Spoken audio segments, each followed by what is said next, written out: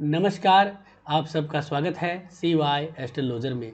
आज की इस वीडियो में हम बात करेंगे गुरु का ये जो राशि परिवर्तन हो रहा है 22 अप्रैल 2023 को मेष राशि में, इसका हम सब के ऊपर किस तरह का परिणाम रहेगा और सभी राशियों के ऊपर, यानी कि मेष राशि से लेके मीन राशि तक की जो व्यक्ति हैं, जो जातक हैं, उन सब के ऊपर जो परिणाम रहेगा उसके ऊपर हम चर्चा करते हैं। आपकी स्क्रीन के ऊपर जो है वो हर राशि का जो मिनट्स है, यानी कि किस राशि की जो है फलादेश किस मिनट पे हो रहा है वो आपकी स्क्रीन पे आ रहा है। उसके अकॉर्डिंग आप जो है वो सीधा डायरेक्ट अपनी राशि का राशिफल देख सकते हैं। आइए चर्चा शुरू करते हैं। सबसे पहले गुरु जो ये गोचर करेगा ये कितने दिन का करेगा? ये जो है वो 1 साल से ज़्यादा होता है, यानी कि कुल मिला के 13 महीने का लगभग होता है।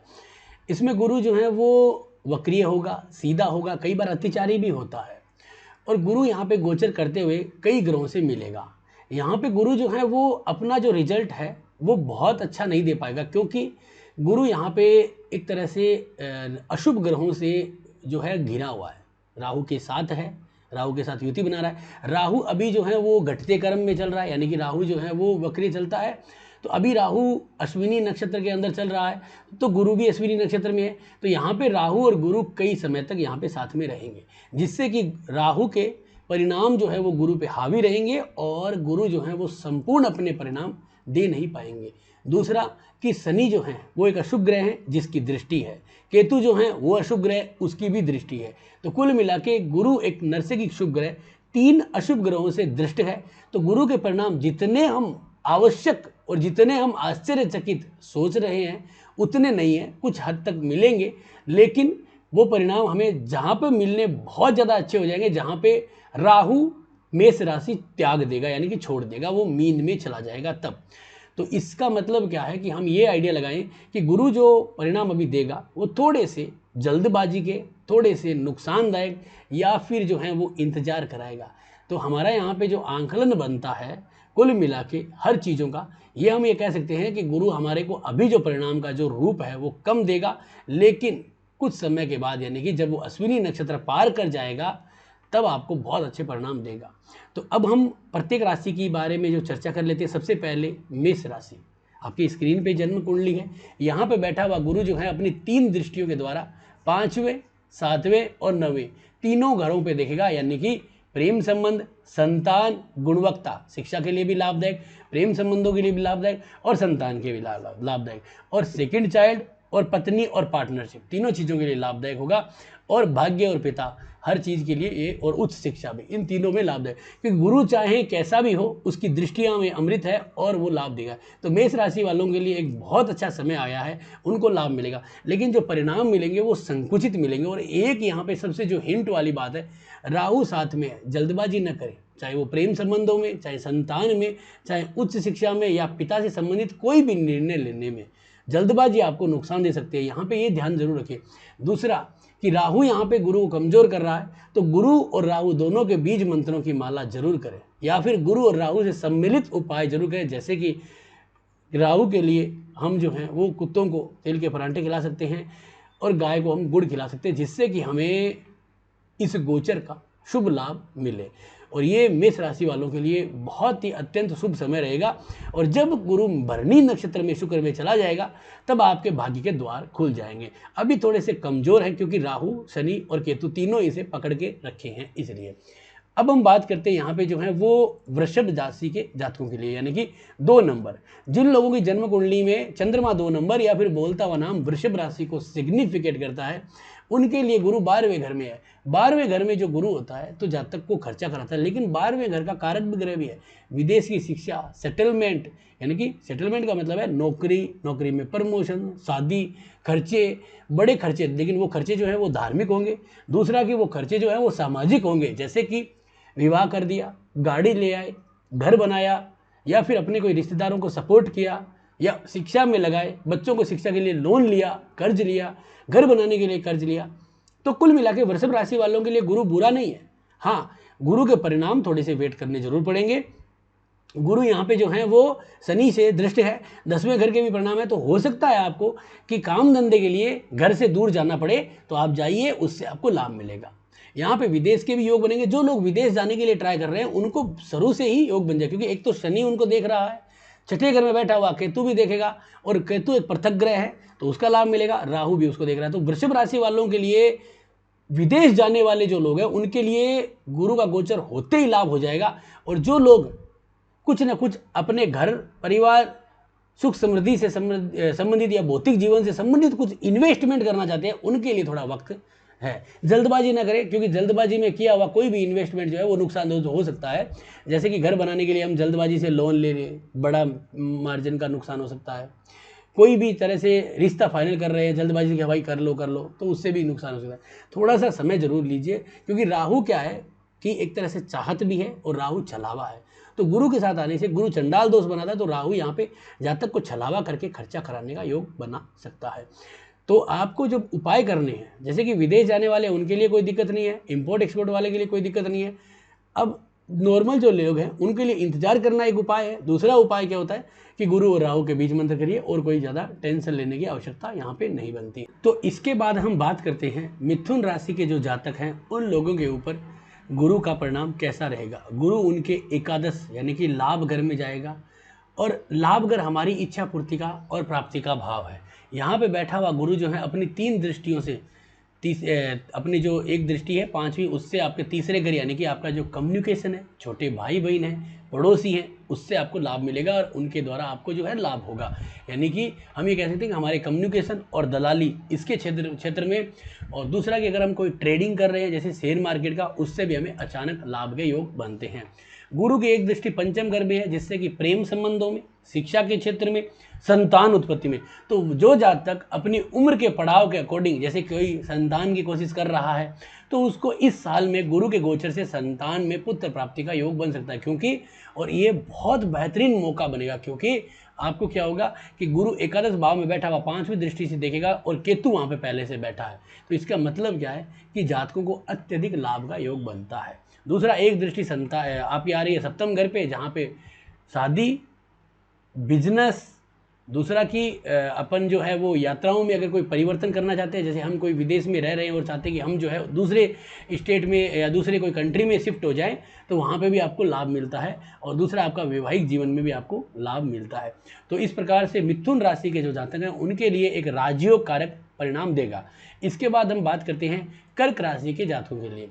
कर्क राशि के जो जातक हैं उनके लिए गुरु 10वें घर में गोचर करेगा, यानी कि 10th हाउस सबसे बड़ा राजयोग देता है यहाँ पे। क्योंकि एक तो गुरु वहाँ पे भाग्य का स्वामी है, और दूसरा कि 10वें घर में आने से क्या होता है कि पूरे की पूरी जन्म कुंडली को कवर कर लेता है। जैसे कि धन की स्थिति को जो कवर करता है तो धन को वृद्धि करता है, परिवार भाव की वृद्धि करता है।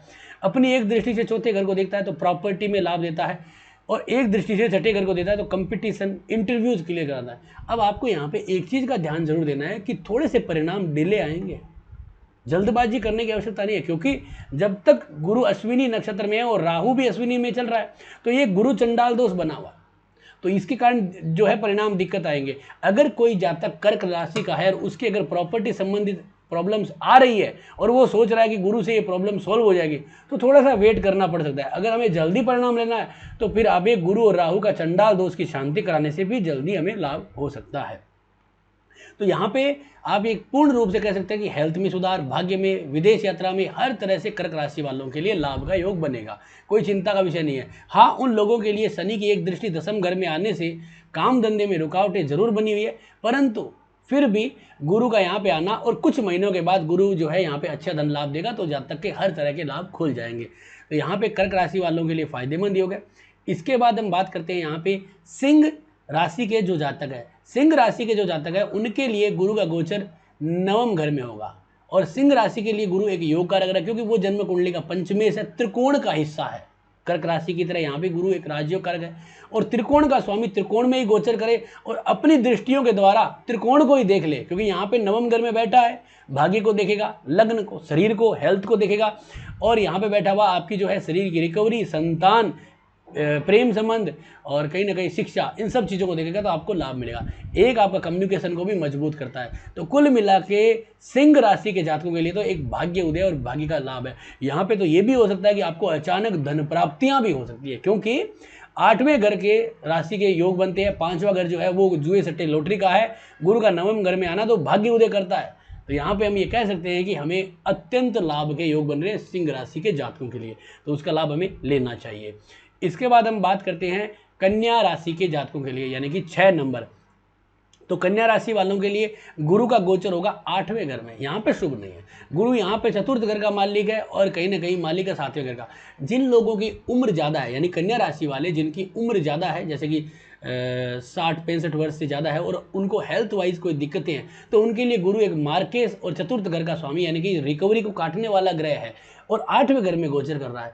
उन लोगों के लिए लाभ की स्थिति नहीं बनेगी। उन लोगों को यहाँ पे गुरु के उपाय, बीज मंत्र जरूर कराने पड़ेंगे, उनको तकलीफ के योग पूर्ण रूप से बनते हैं। जो लोग जिनकी उम्र कम है, जैसे कि मान लीजिए 25 साल से लेकर 40 वर्ष की आयु तक है, उन लोगों के मार्केस अभी एक्टिवेट नहीं है, तो उन लोगों के लिए, और हेल्थ में कोई दिक्कत नहीं है, कुंडली के अंदर लॉन्जिबिलिटी के अच्छे योग बने हुए हैं, तो उन लोगों के लिए एक सबसे बड़ा फायदा क्या है? अचानक धन प्राप्ति, पत्नी को लाभ, पत्नी की सरकारी नौकरी, कहीं ना कहीं पत्नी के आने के बाद भाग्य उदय, यानी इस साल आपकी पत्नी आ सकती है, यानी कि विवाह हो सकता है।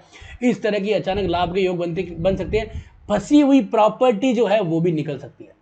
तो कुल मिला के आपके ये मानो कि यहाँ पे जो कन्या राशि के जातक है उन लोगों को अत्यधिक लाभ होगा। बस जो लोग उम्र में बड़े हैं उन लोगों को थोड़ी सी मेडिकली दिक्कतें का योग बनता है, तो उनको सावधानी रखनी चाहिए। बाकी कोई चिंता का विषय नहीं रहेगा, सबके लाभ होगा। इसके बाद हम बात करते हैं तुला राशि के जातकों के लिए। तुला जो राशि है 7 नंबर, वो शुक्र की राशि है और गुरु जो है वो गोचर करेगा उनके सप्तम घर में, यानी कि विवाह के भाव में। तो एक तो सबसे पहले विवाह के योग बनाएगा, राजयोग विवाह के योग सबसे बढ़िया। इस साल के जो दिवाली के बाद गुरु एक्टिवेट भी अच्छा होगा, वहाँ पे विवाह के राजयोग कारक फल देगा और आनंद ही आनंद आएगा। तो हम यहाँ पे पूर्ण रूप से कह सकते हैं कि जातक को फायदा होगा। दूसरा कि गुरु की जो दृष्टियाँ एक लग्न पे आ रही है, हेल्थ में लाभ देगा। एक दृष्टि आ रही है आपके तीसरे घर में, कम्युनिकेशन से लाभ देगा। एक दृष्टि लाभ घर पे आ रही है तो आपको हर तरह की इच्छा पूर्ति देगा। गुरु यहाँ पे एक योग कारक ग्रह नहीं है, अशुभ ग्रह, क्योंकि वो तीसरे और छठे घर का मालिक है, अड़चने देता है हर काम में। लेकिन जो लोग जवान हैं, नौकरी करने वाले हैं, जो लोग व्यापार में अभी नए हैं, जैसे कि मैं ये कह सकता हूँ कि जो लोग 25 वर्ष से लेकर 40-45 वर्ष तक है, उन लोगों के लिए देखो व्यापार में, नौकरी में, हर क्षेत्र में लाभ है। क्योंकि भाई छठा घर उनका नौकरी के लिए एक्टिवेट है, 7वां घर व्यापार के लिए एक्टिवेट है, तीसरा घर उनका कम्युनिकेशन के लिए एक्टिवेट है, तो पराक्रम के लिए। तो जवान लड़का या जवान कोई व्यक्ति है वो तो पराक्रम करेगा ही, तो इसलिए उनके लिए बुरा नहीं है। जो लोग उम्र में बड़े हैं, जिन लोगों को हेल्थ संबंधित इश्यूज आ रहे हैं, उनके गुरु कहीं ना कहीं तकलीफ देगा। ऑपरेशन भी करवा सकता है पेट के अंदर, या शुगर जैसी बीमारियों के भी योग बन सकते हैं। तो यहाँ पे गुरु के उपाय उन लोगों को कर रहे हैं, बाकी लोगों के लिए लाभ देगा। मेरी संबंधित कोई अड़चने हैं उनको भी सॉल्व कर देगा और मेरी में लाभ भी देगा। तो इस तरह से तुला राशि वालों के लिए भी अच्छे परिणाम होंगे। देखिए, अच्छे और बुरे परिणाम डिपेंड करता है अलग अलग तरह के जातकों के लिए, उम्र के पड़ाव को लेके, क्योंकि आदमी की उम्र कितनी है उसके अकॉर्डिंग भी चीज़ें अच्छी और बुरी हो जाती है। आज जैसे कोई अगर मान लीजिए कि 25 वर्ष का है तो उसके लिए शादी इंपॉर्टेंट है, अगर कोई छोटा बच्चा तो उसके लिए स्टडी इंपॉर्टेंट है, अगर कोई बुजुर्ग है तो उसके लिए हेल्थ इंपॉर्टेंट है। तो उस प्रकार से हम उसको आइडिया लगाते हैं। अब यहाँ पे अगर हम बात करते हैं आगे वृश्चिक राशि के जातकों के लिए, वृश्चिक राशि के जो जातक होंगे उनके लिए गुरु का जो गोचर होगा वो होगा छठे घर में। गुरु पंचमेश है, यानी कि पंचम घर का एक शुभ ग्रह का मालिक है और सेकेंड हाउस, तो परिवार वर्धी, संतान प्राप्ति, शादी, इन सब का कारक ग्रह है और प्रेम संबंधों का भी कारक है, जुए सट्टे लॉटरी का भी है। तो छोटे छोटे अगर जुए सट्टे लॉटरी करते हो, एक तरह से हम ये कह सकते हैं कि नॉर्मल, बड़ा लाभ वाला नहीं, नॉर्मल, तो उसके लिए आपको फायदेमंद है। नौकरी के लिए, सरकारी नौकरी के जितने भी आप एक साल के अंदर कोई भी इंटरव्यूज आते हैं उनको दीजिए, लाभदायक योग बनेंगे। दूसरा, हेल्थ में सुधार के योग बनेंगे। संतान को कोई बड़ा नौकरी लग जाए या संतान से लाभ हो जाए, वो अच्छे योग है। दूसरा कि परिवार वर्धी के भी योग बनते हैं, उससे भी हमें लाभ मिल रहा है। एजुकेशन सेक्टर में लाभ मिल रहा है और कहीं ना कहीं थोड़े से हेल्थ में दिक्कतें हैं, क्योंकि यहाँ पे गुरु पंचमेश तो है लेकिन एक मार्केश भी बनता है। अब गुरु को मार्केश का दोष तो नहीं लगता, लेकिन अगर गुरु खुद ही छठे घर में चला जाए तो फिर उसे मार्केश का दोष जो है वो कुछ तरह से लग जाता है। यहाँ पे बैठा हुआ गुरु जो है अपनी दृष्टियों के द्वारा दसम घर को देखेगा तो कर्म में लाभ देगा, 12वें घर को देखने से 12वें घर की सेवाएं भी दे देता है, यानी कि हॉस्पिटल, जेल यात्रा, आर्थिक खर्चे और कहीं ना कहीं घर यानी कि स्थान परिवर्तन को भी देता है। एक जो दृष्टि है वो सेकंड हाउस पे परिवार वर्धी पे आती है, धन पे आती है, तो धन को थोड़ा बहुत हलचल करना यानी कम ज़्यादा करना, जिससे कि नौकरी में आया हुआ कभी ज़्यादा कर देता है और एक कभी कम भी कर देता है, यानी कि हेल्थ संबंधित इश्यूज आके। वो डिपेंड करता है जातक की दशा और अंतरदशाओं पे। अगर दशा बुरी है तो फिर जातक को खर्चे होंगे, अगर दशा अच्छी है तो जातक को खर्चे तो होंगे लेकिन वो मांगलिक कार्यों पे होंगे, उनसे हमें कुछ न कुछ प्राप्ति है। जैसे कि संतान की शादी कर दी, संतान को पढ़ने के लिए विदेश भेजा, उसके लिए हमने कर्ज ले लिया, तो वो कर्ज पूरा नहीं है, वो कभी ना कभी संतान कमा के उतार देगा, लेकिन वो हमारे संतान की ग्रोथ दी है तो वो नुकसान नहीं देता। तो इस तरह से हम इसको समझ सकते हैं। इसके बाद हम बात करते हैं यहाँ पे जो है वो धनु राशि के जातकों के लिए। देखिए धनु जो राशि है उसका मालिक है गुरु, और उनके लिए क्या होगा कि जो है सबसे बेहतरीन परिणाम देने वाला ग्रह बन जाए, क्योंकि वो केंद्र का मालिक है, दोनों का मालिक है केंद्र का। और यहाँ पे पंचम घर में है तो गुरु को केंद्र अधिपति दोष भी नहीं लगेगा। तो पंचम घर में आने से क्या करेगा गुरु, यहाँ पे लग्न को देखेगा, लाभ घर को देखेगा, भाग्य को देखेगा, तीनों घरों को देखेगा। और देखते ही क्या ये माने कि हेल्थ में सुधार। सबसे पहले तो जो धनु राशि के जातक हैं, चाहे वो बड़े हैं छोटे हैं किसी भी उम्र के हैं, हेल्थ में सुधार बहुत ही जबरदस्त। तो ये परिणाम प्रेम संबंधों में लाभ के योग बनाएगा। दूसरा क्या होगा कि जातक जो हैं वो एजुकेशन में स्मार्टनेस बढ़ेगी, अच्छे नंबर आएंगे, गुणवत्ता बढ़ेगी।